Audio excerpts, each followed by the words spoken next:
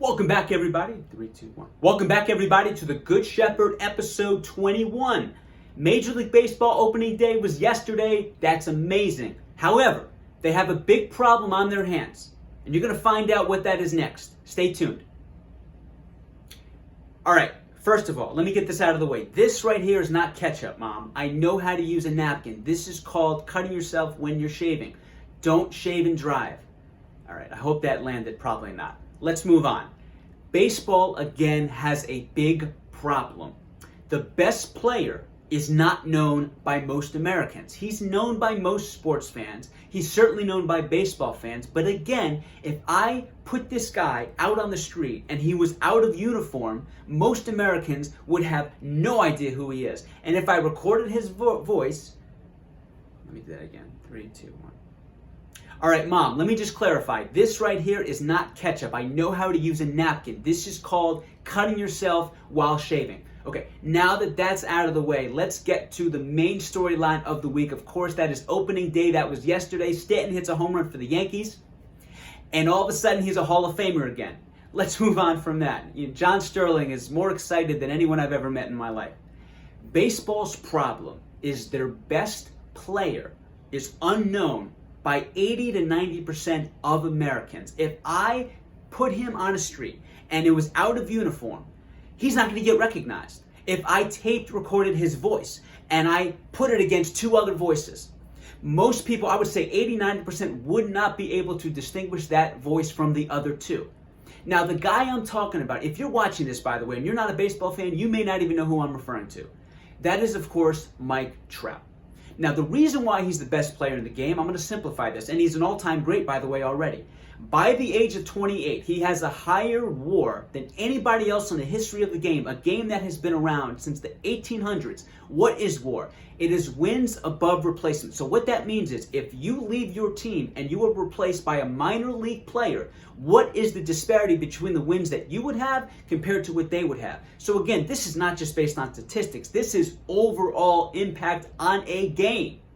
Mike Trout, again, at 28 years old, nobody has had a higher WAR. If you look at the 7 seasons in which he has played 75% of his games, he has either won the MVP or he has finished second in the MVP. If you look at what he did as a 20/21-year-old rookie, he came into the league, he led the MLB in runs, he led the MLB in stolen bases, and that is not even his best trait.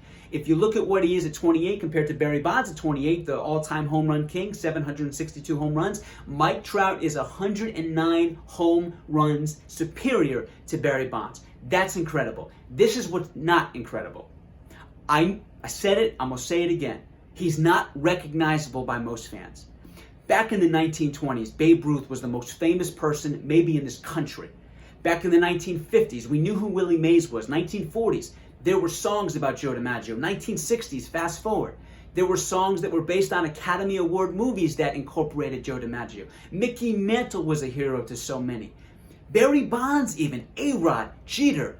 The list goes on and on of baseball players that have been mainstream. The problem is the best player in today's game is not. And again, if we're going to talk about pace of play, it is not going to be compatible with the next generation because they are used to speed and expediency and instant gratification. And baseball, there's not a lot of action throughout a game. It's not like football. It's certainly not like hockey or basketball. So they got to do something to compensate and make up for that.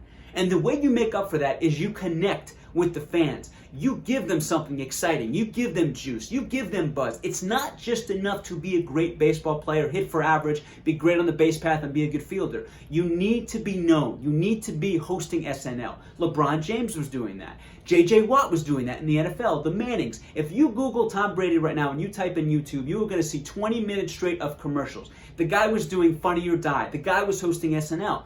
Again, you got to brand yourself. LeBron James in his early 20s was on the cover of Vogue magazine. We knew who he was beyond just a sports fan. Again, Derek Jeter, we knew about who he was dating. A-Rod, we knew about who he was dating. Barry Bonds, the reason why he was so significant was because he was acerbic and he was a little harsh and a little tense with the media. He had a personality though. Mike Trout, no disrespect, does not have that benign, outward, affable personality. And baseball has to do something about that because most fans right now could not pinpoint one guy And I'm talking about most Americans. They could not pinpoint one guy right now and say, I know who that is. I recognize that guy's voice. If you're baseball, you got to push this guy out there. Again, he's got to be on television. He's got to even do cameos in movies because the game is competing against the NFL, which is king, and it's also competing against the NBA, which we know has extended itself to be incredibly global. That is my recommendation to the MLB. Again, I'm very quickly, if we go to golf, they were amazing and masters at marketing Tiger Woods. He was doing all kinds of Nike commercials. We knew about his father. So the point is, you got to give these guys a platform and you have to push out their talents beyond just the game. They have to appeal to a mass grouping outside of sports and outside specifically of baseball, because that's how you're going to draw fans in. And it's that simple. Again, I am so excited for MLB opening day yesterday. It was incredible. It was much needed. But again, if baseball is going to compete with the monsters of sports in football and basketball, they got to brand themselves better and they got to push out their stars in such a greater fashion. If you like what you just saw and the energy was there and the stats were there and the content was there, make sure you subscribe, because I'm going to be making a lot more videos than just this, because sports is finally back. Okay, most of sports is finally back. Everybody, if you're watching, continue to stay safe, be healthy, be well, and make sure you subscribe. Have a great day, everybody.